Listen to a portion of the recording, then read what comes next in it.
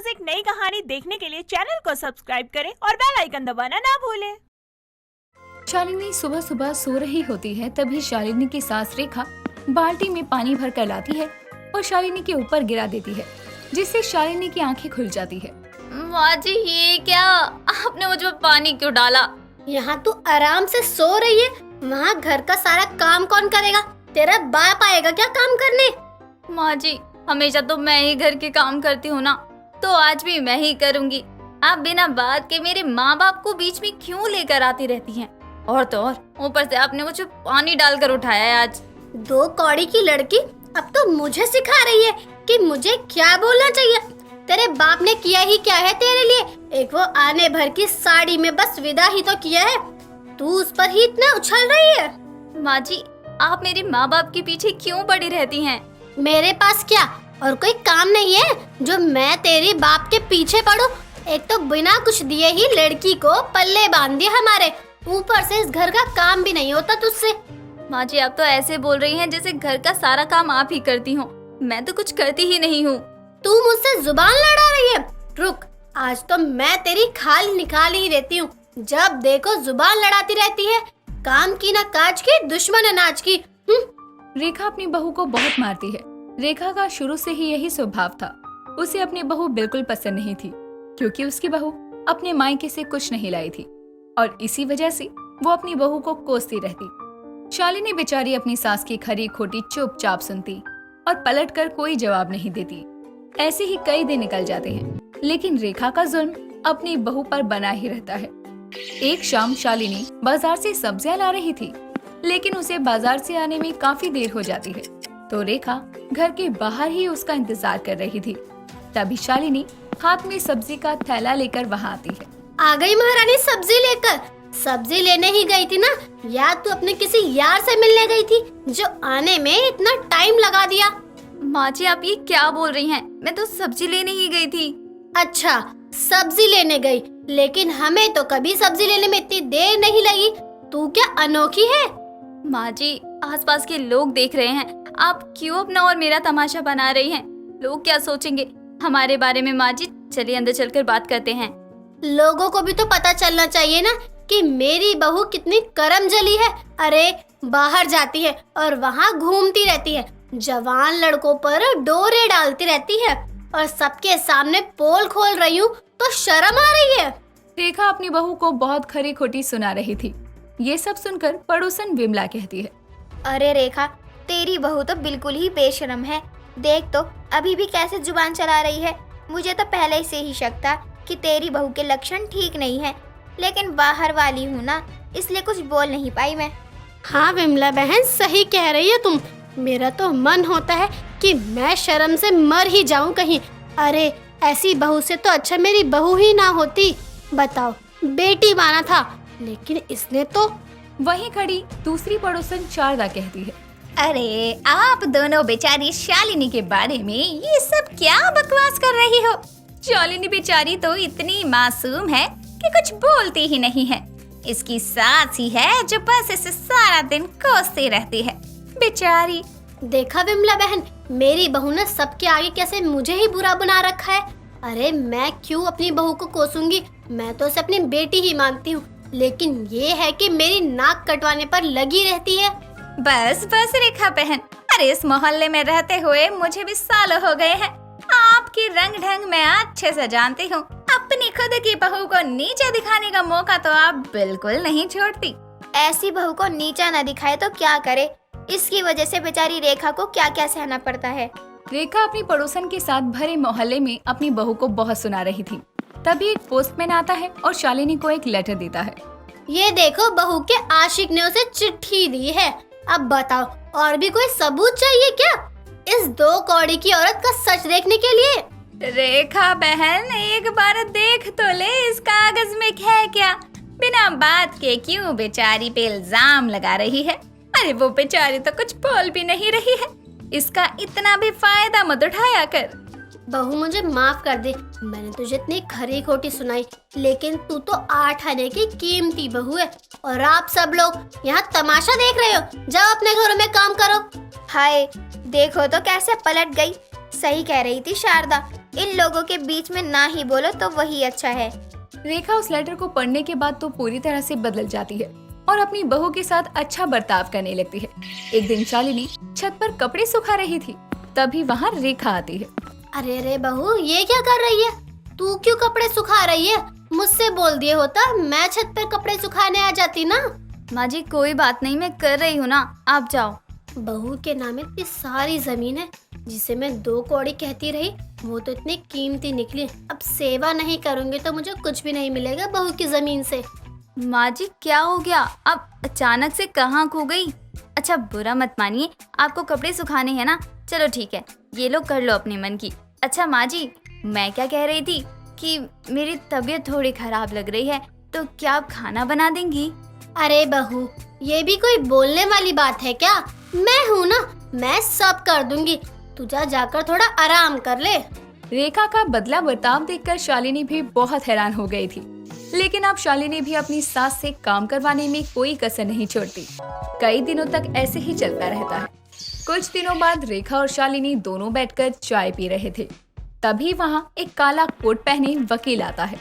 यहाँ पे शालिनी जी कौन है? जी मेरी बहू है। क्या हुआ, कुछ मेरी बहू के नाम है क्या? वो देने आए हो आप? शालिनी जी, आपके चाचा मिस्टर हर्षवर्धन का देहांत हो गया है और उन्होंने अपनी सारी प्रॉपर्टी आपके नाम कर दी है। मैं आपको वही बताने आया हूँ। सारी प्रॉपर्टी बहू के नाम कर दी? हाँ जी, आपको उनकी प्रॉपर्टी संभालनी है। मैं उनका ही वकील हूँ। कोई परेशानी हो तो आप मुझसे बात कर सकते हो। हाँ हाँ बिल्कुल बहू, मैं हूँ ना, तू घर संभाल लियो और मैं बाकी सब देख लूंगी। क्या मेरे चाचा जी का देहांत हो गया? वो मुझे अपनी बेटी की तरह मानते थे, मैं उनके अंतिम समय में भी उनसे मिल नहीं पाई। बहू कोई बात नहीं, अब जाने वाले को कौन रोक पाया है? ये सब किसी के हाथ में थोड़ी होता है। तो हिम्मत से काम ले। और वकील जी, आप जरा मुझे ये सब समझाइए कि कितनी प्रॉपर्टी है और कहाँ कहाँ है। जी, इनके नाम से 3 अलग अलग शहरों में प्रॉपर्टी है और उन जमीनों पे इनके नाम से अनाथालय भी है। अच्छा, और ये बताइए वकील जी, अगर हम अनाथालय बेच दे तो उसकी कितनी रकम मिल सकती है हमें? नहीं, आप ये गलती नहीं कर सकते हो। ये अनाथालय की जमीन है और आप इसे बेच नहीं सकते हो। आपको अनाथालय की देखभाल, खर्चा और उन बच्चों का भविष्य के लिए काम करना होगा, ठीक है? क्या मतलब, हम बस देखभाल करने के लिए? बहू उन जमीन का इस्तेमाल नहीं कर सकती है क्या अपने लिए? माँ जी, वो जमीन अनाथालय की है। हमें तो खुश होना चाहिए कि हम इतना पुण्य का काम करने वाले हैं। शालिनी जी, भले वो जमीन आपके नाम की है, लेकिन वो है बच्चों की। आप उसे बेच भी नहीं सकते हो। और हाँ, आपको देखभाल करनी होगी बच्चों की। जी वकील साहब, आप चिंता मत कीजिए। चाचा जी ने जिस विश्वास के साथ मुझे इतनी बड़ी जिम्मेदारी दी है, मैं उसे बहुत ही अच्छे से पूरा करूंगी और कोई शिकायत का मौका नहीं दूंगी। कुछ दिनों पहले ही लेटर भिजवाया था जिसमें कहाँ कहाँ जमीन है सब लिखा हुआ था। आप एक बार उसे दोबारा देख लेना। और शालिनी जी, आपके ना साइन चाहिए होंगे कुछ दस्तावेज पे। मैं जिस 8 आने की बहू को कीमती समझ रही थी, अब तो यही समझ नहीं आ रहा कि वो सच में कीमती है या बस 8 आने की है। रेखा तो वकील की बात सुनकर हैरान हो जाती है और कोई जवाब देने लायक ही नहीं रहती। दोपहर के समय जब मानसी खरीदारी करके घर लौट रही थी, तभी अचानक जोर जोर से हवाएं चलने लगती है।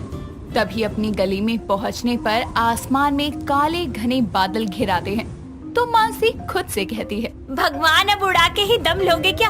ये दिल्ली का मौसम भी गिरगिट की तरह रंग बदलता है, कब बदल जाता है कुछ भरोसा ही नहीं है। हाय हाय, कितनी धूल उड़ रही है। मानसी जैसे तैसे घर पहुंचती है, लेकिन धूल भरी आंधी चलने के कारण उसके सारे बाल बिगड़ जाते हैं, साथ ही उनमें सूखे पत्ते भी अटक जाते हैं। उसकी ऐसी हालत देखकर उसकी सास मंजूषा कहती है, हाय दया बहू, ये उजड़े चमन से बाल लिए कहाँ से आ रही है?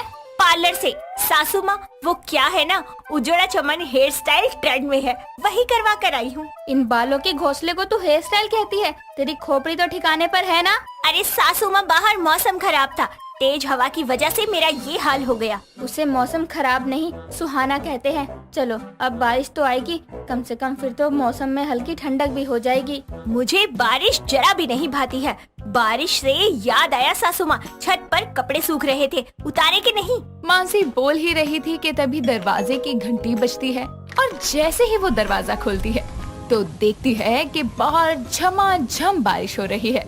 साथ ही सामने 2 औरतों के साथ एक आदमी उसके दरवाजे पर खड़ा है। तभी उसकी सास कहती है, बहू बारिश आ गई क्या? बरसात तो आ गई सासू माँ, लेकिन जरा देखिए तो बरसात में कौन आया है। कौन नहीं बहू, मैं तेरी बुआ सासू। और ये बालों का क्या हाल बनाया है? भाभी, अरे ओ भाभी, कहाँ हो? अभी अंदर आने दे, दिख नहीं रहा कितनी बारिश हो रही है बाहर। हाँ हाँ, आइए ना।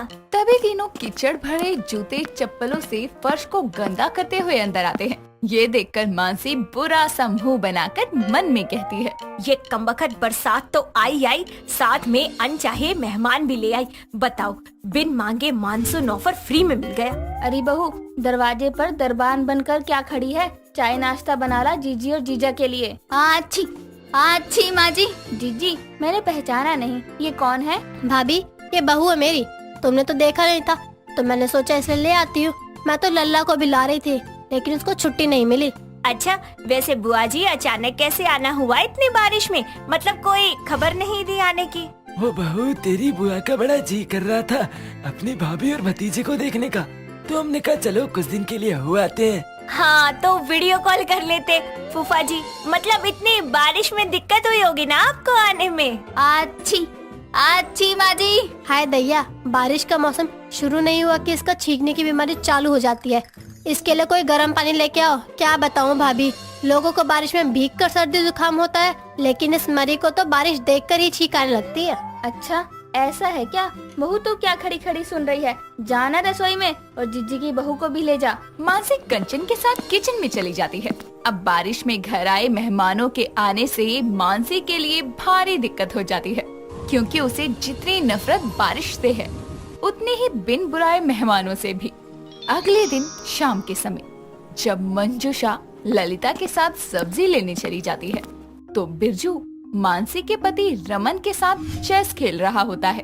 तभी कंचन मानसी से कहती है, दीदी, हम सोच रहे थे सबके लिए शाम को चाय के साथ कचौड़ियाँ तल ले। क्या कहती हो, तैयारी करें हम? मुफ्त की रोटियां क्या कम पड़ रही हैं? जो अभी मैदा भी खत्म करना है। अरे रहने दो ना, वैसे भी ज्यादा तेल वाली चीजें नहीं खानी चाहिए। और फिर बुआ फूफा जी के हाजमे के लिए कचौरियां ठीक नहीं है। अरे आप उनका चिंता मत कीजिए, वो दोनों तो सब खाकर पचा लेते हैं, और हमको बहुत मन है कचौड़ी खाने का। घर में मैदा नहीं है कंचन, तो कहाँ से बनाओगी? ये क्या बात हुई? घर में मेहमान आए हुए हैं, लेकिन घर में मैदा बेसन नहीं है। बताइए, रखना चाहिए ना मंगवा कर। अगर नहीं है तो बाहर से मंगवा लीजिए। भाई साहब, आज चाय के साथ कचौड़ी मिल जाए तो खा लेंगे ना आप? अरे क्यों नहीं, मानसून में तो गरम गरम कचौड़ियाँ खाने का मजा ही कुछ और है। और मानसी के हाथ की कचौड़ियाँ तो लाजवाब होती हैं फूफा जी। ऐसी बात है तो 2-4 हम भी खा लेंगे। 2-4 क्यों, 2-4 दर्जन ढूस जाओ ना कचौड़ियाँ पकौड़ियाँ। जब देखो मैं तो तलने के लिए बैठी हूँ, हलवाई बिठा रखी हूँ यहाँ पे। तभी मंजुषा और ललिता बाजार से वापस लौट आते हैं और उनका ठेला पूरा भुट्टो से भरा होता है। तभी ललिता कहती है, अरे कोई कचौड़ी नहीं बनेगी इस बारिश में। आज हम सब गरम गरम भुट्टे खाएंगे। ये इतने भुट्टे खाने के लिए लाए हैं क्या आप लोग? इन्हें सेकते सेकते तो सारी गैस खत्म हो जाएगी। ओहो भाभी, तुम्हारी बहू बहुत डरती है। अरे जब जब बारिश होगी तब तक 2-4 सेक दिया करियो, क्यों भाभी? हाँ जीजी। तभी ललिता भुट्टो को छीलकर छिलके दरवाजे पर फेंकने लगती है। ये देखकर मानसी गुस्से के मारे अपने दांत पीस रही थी और बिना कुछ कहे वहाँ से फट अपने कमरे में चली जाती है। कुछ देर बाद जब रमन आता है तो उसे मुंह लटकाए देखकर कहता है, ओहो, इतने सुहाने मौसम में चेहरा क्यों मुरझाया हुआ है तुम्हारा? सुहाना मौसम कहाँ से सुहाना है? ये बरसात का मौसम दिन भर से कभी धीमी कभी तेज बरसात हो रही है, और मैं किचन में कभी चाय कभी नाश्ता कभी पोछा लगाती फिर रही हूँ। अरे मैं पागल हो गई हूँ सुबह से। 2 मिनट मैंने बैठकर आराम से देखा नहीं है। ऊपर से ये मेहमान बाहर जाते हैं, कीचड़ वाले पैर फिर से छाप देते हैं, फिर से मुझे सब कुछ साफ करना पड़ता है। ओहो, धीरे बोलो, बुआ फूफा ने सुन लिया तो अभी के अभी नाराज होकर निकलते बनेंगे। हाँ तो अच्छा है ना, इस बारिश में वैसे भी किसी के घर में मेहमान नहीं आने चाहिए। ओहो, क्या हो गया? अरे तुम्हारे मेहमान जो बाहर भुट्टे के छिलके का कचरा कर रहे हैं ना, अभी वो भी तो साफ करना पड़ेगा। हाँ। ओहो, शांत हो जाओ, तुम कहो तो मैं कर दूं सफाई। हाँ, ताकि बुआ जी माँ जी को ताना मारे, बहू के रहते बेटा सफाई कर रहा है। परे हटो तुम। तभी मानसी रमन को साइड करते हुए वहाँ से चली जाती है। समय बीतता है बारिश के मौसम में उसके घर आए मेहमानों की हरकतों से परेशान मानसी बहुत उदास रहती है। जैसे ही उसकी बुआ सास बारिश होने पर पूरा दरवाजा खोलकर पूरा दिन बिताया करती थी, जिससे बारिश का पानी और बारिश की छींटे फर्श को गीला कर देती थी। मानसी को बार बार पोछा लगाना पड़ता था। तो वहीं उसके फूफा ससुर हर आधे घंटे में चाय की फरमाइश करते। एक रोज बहुत तेज बारिश हो रही थी और मानसी पोछा लगा रही थी। तभी कंचन उससे कहती है, अरे दीदी, कहाँ बारिश में सफाई कर रही हैं? चलिए ना, बारिश में नहाते हैं। ऐसा है, मेरे घर में सूखा नहीं पड़ा, मैं सुबह ही नहा ली थी। अरे दीदी, नहा तो हम भी लिए थे, पर बारिश में नहाना तो बनता है ना। अरे तो जाकर नहाओ तुम। वैसे भी बारिश में साफ सफाई नहीं हो पाती मुझसे, काम करने दो मुझे। भाभी, तुम्हारी बहू तो बहुत चिड़चिड़ी है, इसको बारिश पसंद नहीं है क्या? हाँ जीजी, वो इसको नफरत है बारिश से। अरे बारिश में आए मेहमान से भी। क्या कहा? कुछ नहीं। कुछ नहीं कहा तो मेरी सुन। अरे कंचन, ऐसे पूछते नहीं है बारिश में भीगने के लिए, जबरदस्ती लेकर जाते हैं। तभी ललिता कंचन को आंखों से इशारा करती है और कंचन मानसी का हाथ पकड़कर उसे खींचते हुए बाहर बारिश में ले जाती है। तो ललिता भी मंजुषा के साथ बाहर आती है और चारों एक साथ भीगने लगती है। आप लोगों ने ये क्या किया? अभी आपको बारिश में नहाने से सर्दी लग गई तो? कोई नहीं बहू, हम कौन सा रोज रोज बारिश में भीगते हैं। ये तो है सासू माँ, बाहर सब कुछ कितना सुंदर और धुला धुला नजर आ रहा है। लगता है बारिश में आए मेहमानों के साथ मस्त बारिश में भीगते हुए दीदी को भी आनंद आ रहा है।